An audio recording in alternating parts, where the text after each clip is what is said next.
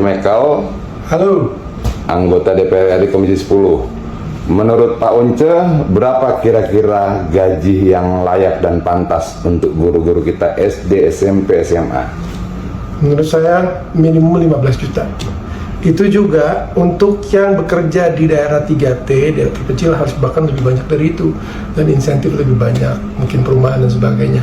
Hanya dengan memberikan gaji guru yang besar, cukup ya, sekitar 15 juta kita bisa berharap bahwa pendidikan kita akan maju. Guru, tentunya Bapak Ibu guru tadi sudah melihat ya salah satu pernyataan dari anggota DPR RI Komisi 10 yang menginginkan gaji guru itu ya sekitar 15 jutaan lah per bulan ya.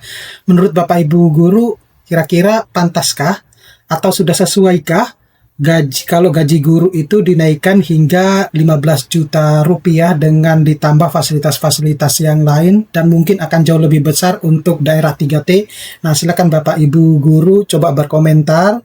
Kira-kira Bapak Ibu guru menginginkan apakah gaji yang sudah sesuai yang dinyatakan oleh salah satu anggota DPR Komisi 10 atau Bapak Ibu guru ingin lebih dari apa yang sudah disampaikan tersebut, karena ini mungkin bisa saja sampai ya ke pemerintah video ini sehingga apa yang Bapak Ibu guru inginkan terkait dengan kesejahteraan guru dalam hal ini adalah kenaikan gaji guru itu semoga bisa terrealisasi dengan bantuan dari anggota DPR RI ini.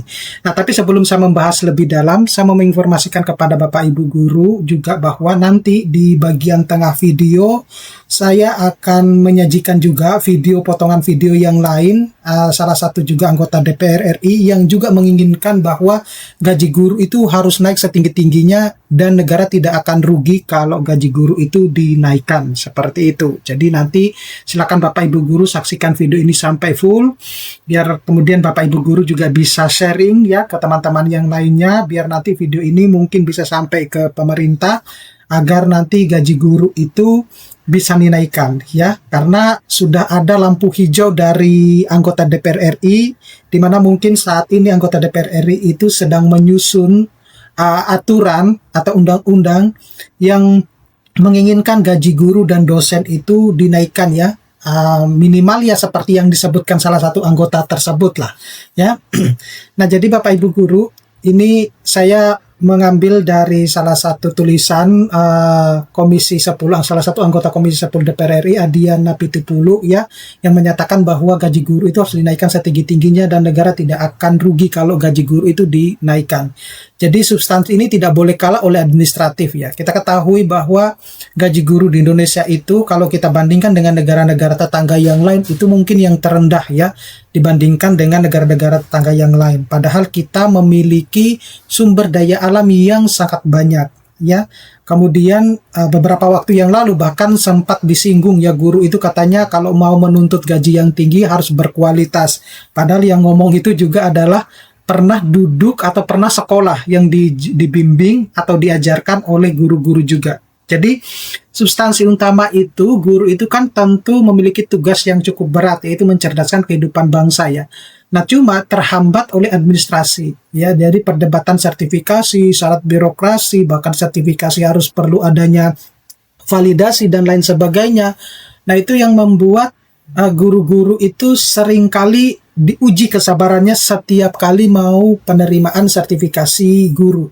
Nah, ini tentu menjadi hambatan tersendiri buat kita ya sebagai guru ya maupun dosen. Nah, hak itu sebenarnya tidak boleh hilang karena birokrasi ya, karena memang tugasnya guru itu kan cukup berat.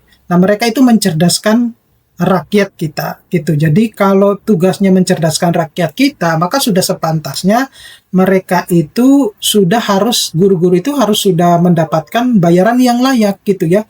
Mungkin kalau di atas 5 juta atau bahkan di atas 20 juta itu masih oke lah ya, masih oke. Dan saya yakin negara tidak akan tidak akan rugi seperti apa yang dinyatakan oleh Adian Pitupulu ya, karena mereka anggota DPR itu sudah memperhitungkan segala sesuatunya sebelum mengeluarkan pernyataan tersebut. Jadi bukan asal-asalan kemudian keluar di mulutnya gitu ya. Mereka sudah memperhitungkan berapa anggaran yang dibutuhkan, berapa sumber daya alam yang kita miliki kalau misalnya kemudian diuangkan, dan itu akan sangat berarti banget ya buat Bapak Ibu guru.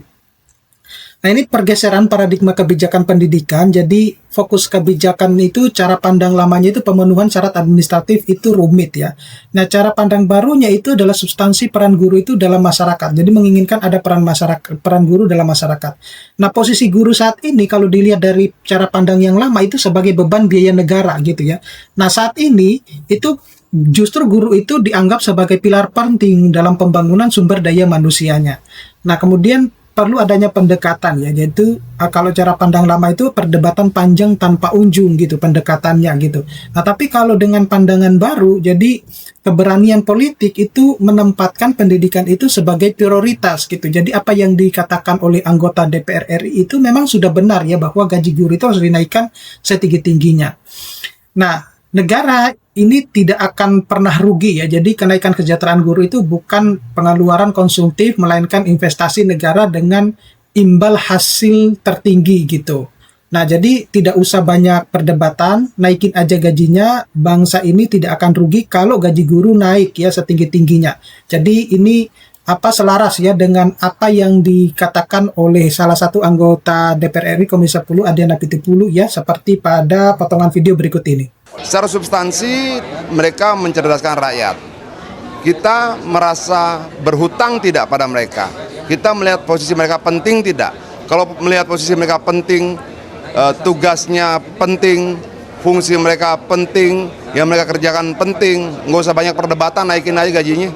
Dan tidak ada alasan negara untuk berputar-putar nyari alasan segala macam agar tidak dinaikin, naikin aja. Negara tidak akan rugi. Bangsa ini tidak akan rugi kalau gaji guru naik setinggi-tingginya. Nah, itu tadi potongan videonya Bapak Ibu guru ya. Jadi sekarang saya lanjutkan. Jadi setiap guru itu adalah pilar utama SDM. Jadi sistem pendidikan nasional di masa depan bangsa itu setidaknya ada 3 pilar ya yang terjadi saat ini. Pertama itu ada guru ASN dan PNS di negeri ya. Guru ASN itu termasuk guru P3K di dalamnya. Kemudian ada juga guru-guru swasta ya, baik itu yang dipekerjakan ya di sekolah-sekolah swasta gitu.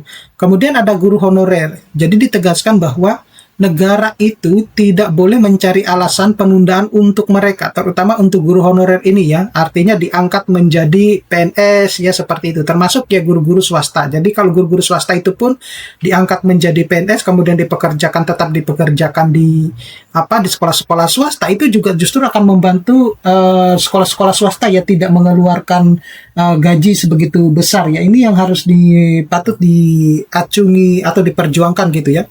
Nah, kontribusi besar itu diberikan ke seluruh elemen pendidik. Kesejahteraan itu harus dirasakan secara merata tanpa diskriminasi status. Artinya bukan karena dia statusnya PNS, non-PNS, atau guru honorer. Ya semuanya harus sama gitu ya. Karena tugas dan tanggung jawabnya sama gitu.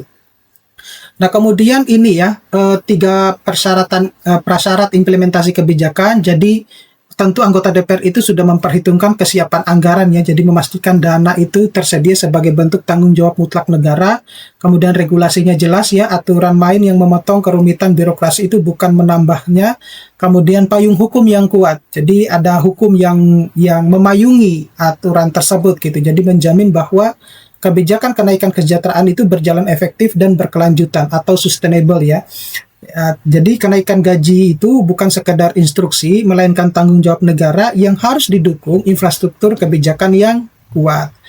Nah, jadi memotong jalur panjang birokrasi ya. Kita ketahui bahwa kita itu apa-apa birokrasi ya, mulai dari syarat sertifikasi, kemudian evaluasi dan administrasi, melalui perdebatan yang panjang, bahkan penundaan hak gitu. Jadi jalur keberanian politik ini merupakan semestinya harus menjadi prioritas negara. Penetapan regulasi anggaran harus ada dan kenaikan kesejahteraan itu harus segera dilakukan. Nah, waktu yang dihabiskan itu untuk perdebatan administratif adalah waktu yang dicuri dari kesejahteraan pendidik. Nah, untuk masa depan bangsa, peningkatan kesejahteraan guru ini bukan sekedar kebijakan sektoral, ini adalah investasi jangka panjang yang paling rasional bagi masa depan Republik Indonesia. Nah, kalau kita menganggap tugas dan fungsi guru itu penting, maka kebijakannya juga harus mencerminkan itu. Oke, saya kira cukup sekian Bapak Ibu Guru. Mudah-mudahan ini bisa bermanfaat. Nanti kita akan ketemu pada video-video selanjutnya. Saya Eri, Assalamualaikum warahmatullahi wabarakatuh.